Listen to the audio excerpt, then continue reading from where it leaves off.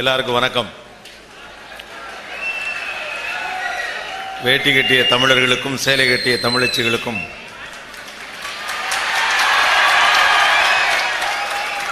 மூகாம்பிகைக்கும் கீரனூருக்கும் திருச்சிக்கும் முக்கம்புக்கும் வணக்கம். So nice to be here. நானும் திருச்சியில் படித்த பையன். So I know this college. முத்து சொன்ன மாதிரி வரவேற்புலாம் நிறைய பலமாக பண்ணுவாங்க. ஆனால் யானையை வைத்து வரவேற்ற ஒரே கல்லூரி தான் நினைக்கிறேன்.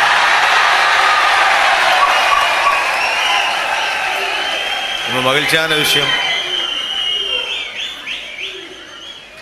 நிறைய சந்தோஷமாக கேட்டாச்சு. ரொம்ப அருமையான விஷயங்கள். பொதுவாக சிரிப்புக்கு நடுவில் சிந்திக்க வைக்கிறது கஷ்டமாகும். முத்து டிட் a குட் ஜாப். நான் அவர் நிறைய பேசிலாம் மேடைகள் எல்லாம் பார்த்ததில்லை. It's a very nice thing. So college hostel, a beautiful feeling. எனக்கு இந்த ஹாஸ்டல் அப்படின்னா இந்த ஹாஸ்டல் சாப்பாடு தான் முதல்ல ஞாபகத்துக்கு வரும். ஹாஸ்டல் சாப்பாடை திட்டாதவங்களே இருக்க முடியாது.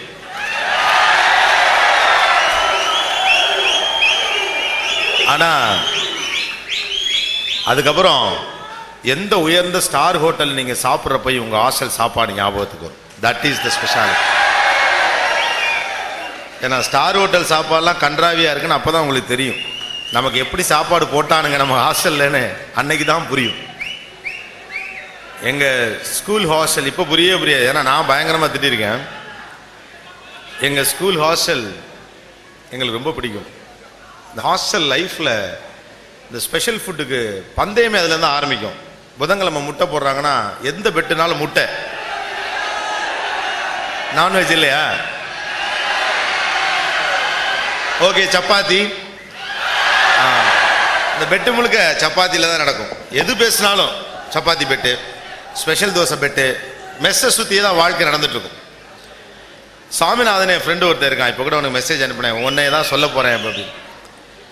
ஹாஸ்டல்லாம் அந்த அயனிங்க்கெலாம் ட்ரெஸ் எல்லாம் போடுவோம். இங்கேயும் அப்படி தான் நினைக்கிறேன். இந்த ஷர்ட்லாம் அப்போ அயன் பண்ண வர அந்த ஷர்ட்டில் இருக்கலாம் எடுத்து தனியாக வச்சுருப்பார். அப்படி ஒரு பேப்பர் எடுத்து அவர் வச்சுருந்தார். என்னை கூப்பிட்டு எங்கள் ஹாஸ்டல் வார்டன் ஏதோ பேப்பர் சாமி சட்டப்பையிலேருந்து எடுத்து வச்சுருக்காங்க, இதை படி அப்படின்னார். அதில் அவர் ஒரு கவிதை எழுதியிருந்தார். ஸ்கூல் படிக்கிறப்போ எண்ணத்தில் எழும் மாற்றம் புரட்சி, நாளும் எழுத்தினிலும் பேச்சினிலும் அதனை காண்போம் அப்படின்னு சொல்லி ஒரு பெரிய மனப்பாட பாட்டல் இருக்கும். தலைவர் அதை மாற்றிருந்தார். எண்ணத்தில் விழும் மாற்றம் பூச்சி, நாளும் எங்கள் ஹாஸ்டல் சாப்பாட்டில் அதனை காண்போம். அடுத்து வெண்ணாட்டு சமயக்காரர் சின்ன தம்பி எங்கள் சீஃப் குக்கு, விரும்புகின்ற சூசை மீசை சுப்பு மூக்கன், இவங்கெல்லாம் அங்கே ஒர்க் பண்ணுறவங்க. அடிப்பதற்கு கம்பு வாங்கும் ஜிம்மி பிரதர், அவர் தான் போய் திருச்சியில் குச்சி வாங்கிட்டு வருவார் அடிக்கிறதுக்கு, தூரத்துலேருந்தே அடிக்கலாம். கண்ணொத்த திருத்துவம் புகழ் வாழ்க அப்படின்னு மற்ற பிரதர்லாம் திட்டிட்டு நான் எல்லாத்தையும் எடிட் பண்ண முடியாது. இப்போ எல்லாம் பெரியவங்க. அந்த ஒரு பிரதர் தான் எல்லாரையும் சந்தோஷமாக வச்சுப்பார். ஸோ ஹாஸ்டலை பற்றின வாழ்க்கை ரொம்ப அழகானது. somebody said it's a second native, இரண்டாவது வீடு. கல்லூரிங்கிறதே ஒரு இரண்டாவது வீடு தான். வாழுகிற போது அதனுடைய மகத்துவத்தை எத்தனை பேர் சரியாக புரிந்திருப்போம் என்று சொல்லவே முடியாது. It's a very beautiful feeling.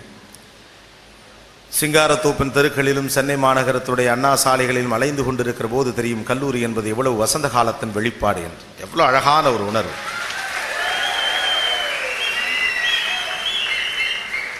வலப்புறமும் இடப்புறமும் தேவதைகள் திரிய அப்படியே ராஜா மாதிரி சும்மா நடந்து போற ஃபீலிங். மனசு விகல்பப்படாமல், பொருளாதாரத்தை பற்றி கவலைப்படாமல், எதிர்பாரத்தை பற்றி அச்சமில்லாமல் இருக்கிற வயசு இந்த வயசு மட்டும்தான். அதை தாண்டி நட்பு என்கிற ஒரு மாபெரும் அழகான விஷயத்திற்கான வாய்ப்பும் இந்த கல்லூரி வளாகத்திற்குள் மட்டுமே வாய்க்கப்பட்டிருக்கிறோம். நீங்கள் வெளியில் போயிட்டீங்கன்னா உங்களுக்கான அடையாளங்கள் வேறு வேறாக இருக்கும். when you go out, நான் காலேஜில் இப்போ கூட நானும் விசில் அடிப்பேன். Don't do that. விசில் எல்லாரும் அடிக்கலாம். உங்களை பற்றி தானே பேசிட்டு இருக்கேன். இங்கே வந்து அடிங்க. கம்மியா இங்கே வாங்க. I'll get the permission from your principal. இங்கே வந்து அடிங்க. இந்த ரகலையெல்லாம் பண்ணக்கூடாது. ஹீரோவா இருக்க முயற்சி பண்றது ஈஸி, ரைட்டா? அதான் அந்த கூட்டத்தில் கோவிந்தெல்லாம் நல்லா பண்ணலாம். ஹீரோவா இருக்க முயற்சி பண்றது ஈஸி, ஆனா ஹீரோவாவே இருக்கிறது தான் கஷ்டம். எங்கேருந்தாலும் விசில் அடிக்கலாம். காலேஜ் இங்கே மட்டும்தான் இந்த அடையாளம் மாறாமல் வாழ முடியும். நாளைக்கு நீங்கள் வெளியில் போயிட்டீங்கன்னா ஒரு கம்பெனி முதலாளியாக இருப்பீங்க, ஒரு ஐடி கம்பெனியில் சாஃப்ட்வேர் இன்ஜினியராக இருப்பீங்க. சரவணன், கிரிஜா, வனஜா, ராமசுப்ரமணியன் உங்களுடைய பேர்கள் தான் அடையாளம். உங்களுடைய பொருளாதாரம் என்ன, உங்களுடைய பின்புலம் என்ன, நீங்கள் யார் வீட்டு பிள்ளை, எந்த நிறுவனத்தில் வேலை பார்க்கிறீர்கள், உங்களுக்கு எப்படிப்பட்ட வசதி வாய்ப்புகள் இருக்கிறது என்று உலகம் உங்களை பார்க்க ஆரம்பிக்கும் கல்லூரிக்கு பிறகு. ஆனால் இதெல்லாத்தையும் அடித்து நொறுக்கிட்டு ஜாதி, மதம், பணம், பதவி இதெல்லாத்தையும் உடைச்சிட்டு காலேஜ் கேம்பஸ் மட்டும்தான். மாமா, மாப்பிள்ளை, அவன் யாரா இருந்தாலும் சரி, வேற எங்கும் அந்த வாய்ப்பு கிடையாது. ஆனால் இந்த பெரிய எனர்ஜியை நம்பிதான் இந்த தேசம் இருக்கு, இந்த நாடு இருக்கு. உலகத்தின் மிகப்பெரிய இளைஞர் கூட்டத்தை வைத்திருக்கிற ஒரு மிகப்பெரிய தேசம் இந்தியா. அதனால தான் இந்தியாவை பார்த்து உலக நாடுகள் அச்சப்படுகிறது. இந்த அமெரிக்காவின் பென்டகனில் இருந்து உலகெங்கும் அறைகூவல் விடப்படுவதற்கான காரணம் இந்தியன் ஐடி இன்ஜினியர்ஸ். இந்த எனர்ஜி முழுக்க உலக நாடுகளில் செலவு செய்யப்படுகிறது. அமெரிக்காவில், ஐரோப்பாவில் ஒட்டுமொத்த ஐடி குடும்பத்தினர்கள் நம்ம வீட்டு பிள்ளைங்க அவ்வளவும். அவன் பச்சை சுட்டை போட்டா தான் அமெரிக்கா மோட்டார் ஓடும், சிகப்பு சுவிட்சை போட்டானா நின்றும். That is the power of India. உலகின் ஒவ்வொரு நாட்டுக்கும் ஒவ்வொரு விதமான சக்தியும் அறிவும் இருக்கிறது. சைனாவுக்கு ஒரு அறிவு இருக்கிறது, ஜப்பானுக்கு ஒரு அறிவு இருக்கிறது, அமெரிக்காவுக்கு ஒரு அறிவு இருக்கிறது, ஆஸ்திரேலியாவுக்கு ஒரு திறமை இருக்கிறது. ஒவ்வொருத்தங்கிட்டையும் ஒரு திறமை இருக்கு. ஜப்பான் ஒரு புதிய தயாரிப்பை தயாரித்து மார்க்கெட்டில் விட்டால் மறுநாள் காலையிலேயே சைனா அதை பாதி விலைக்கு 2ஆம் தரத்தில் ஒரு பொருளை தயாரித்து சந்தையில் வெளியிடும். ஜப்பானில் முதல் தர பொருட்களை தயாரிக்கக்கூடிய அறிவு இருக்கிறது. சீனாவில் அதிகபட்சமான வளம் இருக்கிறது. அமெரிக்காவிடம் வாங்கும் தன்மை இருக்கிறது. கடனுக்கு அணுகுண்டு தயாரிப்பதற்கான உத்தி இருக்கிறது. நிறைய உழைக்கும் மக்கள் இந்தோனேஷியாவில் இருக்கிறார்கள். அங்கு தொழில்நுட்பம் இல்லை. ஆனால் அறிவில் தொடங்கி, தொழில்நுட்பத்தில் தொடங்கி, ஆங்கிலத்தில் தொடங்கி, இது அனைத்தையும் தாண்டி துணிச்சல், கம்பீரத்தில் இந்தியன் தான், நாம தான். அதனால்தான் இந்த ஒட்டுமொத்த உலகமும் உங்களை பார்த்து அச்சப்படுகிறது. உங்களை பத்தி வீட்டில் என்ன சொல்றாங்க, கல்லூரியில் என்ன சொல்றாங்களா, இரண்டாவது விஷயம். உலகம் என்ன சொல்லுகிறது என்பது மிக முக்கியம்.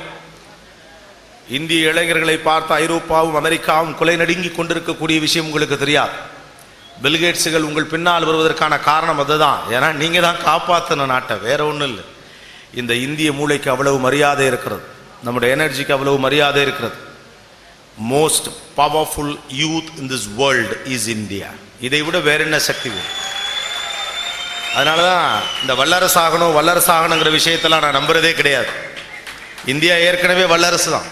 உலகின் அதிகமான திறமையான இளைஞர்களை வைத்திருக்கிற இந்த தேசம் வல்லரசு இல்லைன்னா எந்த தேசம் வல்லரசு? நாம தான் வல்லரசு. நம் விரல் அசைவுக்குத்தான் இந்த உலகம் நடக்க வேண்டும். We are the rulers of this world. We are never be slaves. We can dictate our terms to the international community to do what? America என்ன செய்ய வேண்டும், ஐரோப்பா என்ன செய்ய வேண்டும் என்பதை விரல் அசைவில் ஆணைகளாக பிறப்பிக்கிற அதிகாரம் இந்திய இளைஞனுக்கு மட்டுமே இருக்கிறது. We are the rulers. இந்த கட்ஸும், இந்த தில்லும், இந்த திமிரும், இந்த ஆணவமும் ஒவ்வொருவன் தலையிலும் இதயத்திலும் கனமாக இருக்கும். That is the power of India. ஒட்டுமொத்தமாக இவ்வளவு சத்தமாக கூட எந்த நாட்டுக்காரனுக்கும் பேச தெரியாது. பூஞ்ச உடம்புக்கான அவ்வளவு பேர் 3 நாள் பட்டினி கிடந்தா செத்து போயிடுவான். நம்ம போய் 10 நாள் பட்டினி கிடந்தாலும் மறுக்கா நாள் காலையில் ஃப்ரெண்டுக்கு ஒன்றா எந்திரிச்சு வருவான் அடிக்க. He can do it. உலகெங்கும் அறிவு இருக்கிறது, உலகெங்கும் பணம் இருக்கிறது, உலகெங்கும் பொருளாதாரம் இருக்கிறது, உணவு வளம் இருக்கிறது, வயல்கள் இருக்கிறது, விவசாயம் இருக்கிறது. இதயம் இருப்பது இந்தியாவில் மட்டும்தான். That is a power. வேறெங்கும் இதயம் கிடையாது. அடுத்தவனுக்கு ஒன்றென்றால் ஐயோ என்று இறங்குகிற மனசும், அதற்காக உதவ வேண்டும் என்ற துடிப்பும் இங்கே ஒவ்வொருவன் மனதிலும் இருக்கிற காரணத்தினால்தான் India is powerful. I would like to request you only one thing.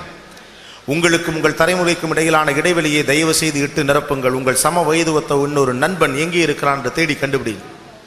இந்தியாவுடைய மிகப்பெரிய பிரச்சனை என்பது அதுதான். வளர்ந்த கூட்டம் அடுத்த தலைமுறை குறித்த பெரிய கவலை எடுத்துக்கொள்வதே கிடையாது. என் வளர்ச்சி என்ற நிலையிலேயே என் வாழ்க்கை முடிந்து போகிறது.